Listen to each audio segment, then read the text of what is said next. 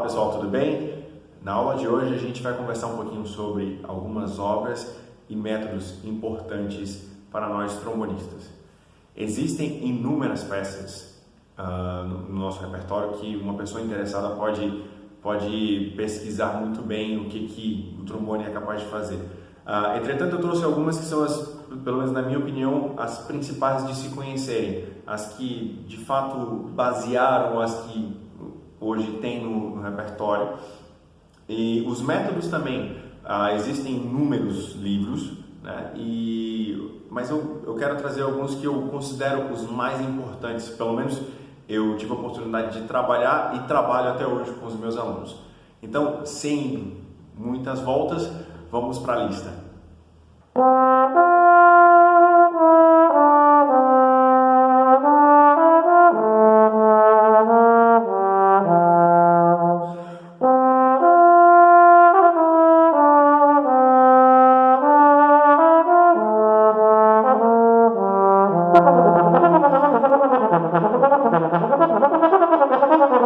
Essa é a primeira peça que eu tive a oportunidade de estudar.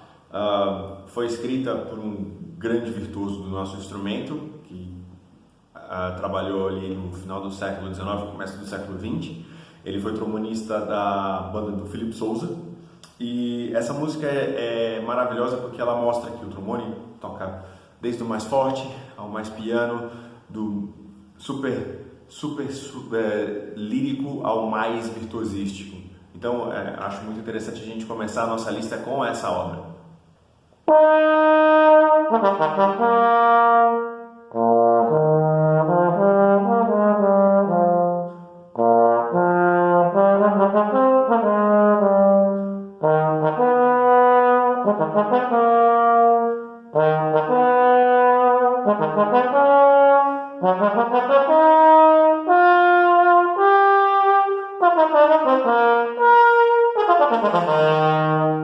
O Concertino de Ferdinand David foi escrito para o trombonista Kweisser no começo do século XIX e hoje é uma das obras mais pedidas em concursos de orquestra, concurso de solo. É a peça que eu posso dizer que é a mais conhecida do repertório trombonístico. Todos os três movimentos mostram alguma coisa diferente do trombone. A entrada do primeiro movimento, como vocês puderam perceber, mostra o contraste de articulação, o contraste de dinâmicas e o poder de som do instrumento. Todo o concerto é baseado nessa ideia, é um concerto épico, é uma das peças mais lindas que temos no nosso repertório. E, enfim, eu particularmente adoro, já estou aqui inúmeras vezes, e é um concerto que vale muito a pena um não trombonista conhecer. No mundo sinfônico, a gente tem alguns solos que são bastante importantes para o trombone. O mais conhecido deles é o solo do Bolero de Ravel. É o último solo de uma série de solos que vão intercalando pelos instrumentos da orquestra, e é um dos solos mais desafiantes para o trombonista. Mostra a região aguda do instrumento e mostra o colorido lírico que o trombone pode ter.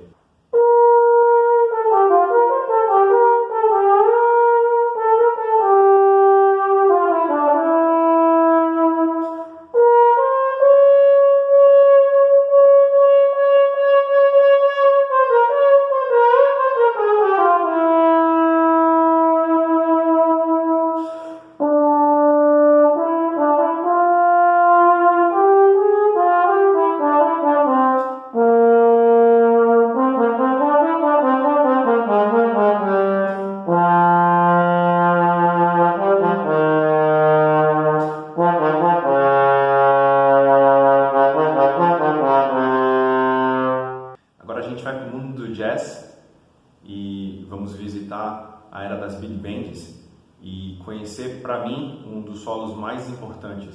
O trombonista que é trombonista precisa estar familiarizado com I'm Getting Sentimental Over You, eternizado na voz de Tommy Dorsey.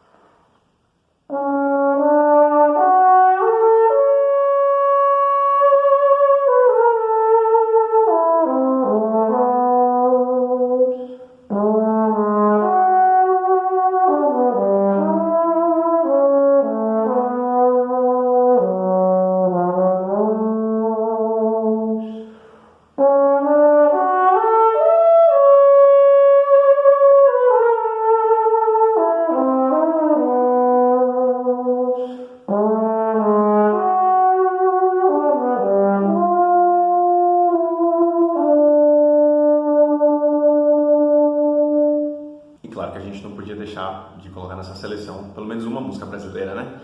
Para mim, o choro que mais representa o trombone na música brasileira se chama Na Glória, de Raul de Barros.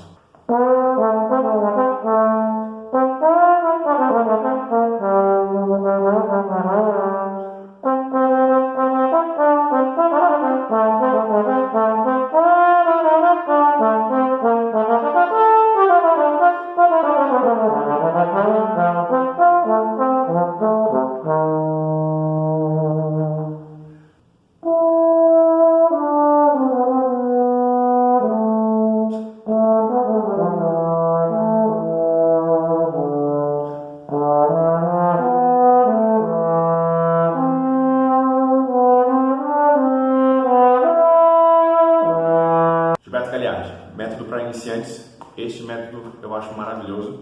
Foi o primeiro método que eu estudei. Grande trombonista, professor, foi responsável pela formação de inúmeros trombonistas do nosso país. E este método eu utilizo com os meus alunos pelo simples motivo de que aqui a gente consegue entender a questão da afinação, a questão dos ajustes de posição, a ideia de passar de uma nota para outra de uma forma muito simples, clara. Além disso, esse método nos traz algumas ideias, como por exemplo a introdução do estudo ao legato do trombone. Ele usa sílabas que são mais comuns na nossa língua, como tará. E claro, o estudo de escalas, que é muito enfático nesse livro aqui. Então, essa é a primeira indicação que eu tenho para fazer para vocês. Agora a gente vai falar também de dois métodos que eu considero super importantes. Um é o Armands, que é um método original para cornet e foi adaptado para nós trombonistas. É um livro muito completo. A gente, assim como o livro do Gilberto Gagliardi, a gente tem as noções básicas, mas ele expande um pouco mais indo para o trabalho de ornamentos, o trabalho de intervalos, o trabalho de staccatos, né? A gente passa pelo staccato duplo e triplo, e os estudos característicos, por exemplo, para nós trombonistas é extremamente desafiante, mas vale muito a pena porque a gente, uma vez tocando isso corretamente, vamos ter uma técnica muito bem apurada. Um método do mesmo nível, ou enfim, na mesma região, é o método do André Lafosse, professor do Conservatório Superior de Paris. E esse método é a opção trombonística do Armands, vamos dizer assim, né? E também apresenta as mesmas características do Armands com alguns outros exercícios. Depois de falar desses dois métodos, a gente pode falar agora dos estudos melódicos de Johannes Rochoux, que na verdade é de Bordone, né? O professor Rochoux, que foi o primeiro trombone da Boston Symphony, ele pegou esses vocalizes e adaptou para o trombone. Para nós, ajuda muito na questão de deixar o nosso som o mais cantável possível. É o que eu mais estudo e definitivamente é o que eu tenho mais gosto de passar para os meus alunos, do ponto de vista de que se você consegue fazer os vocalizes de uma forma musical, a sua técnica vai para o lugar.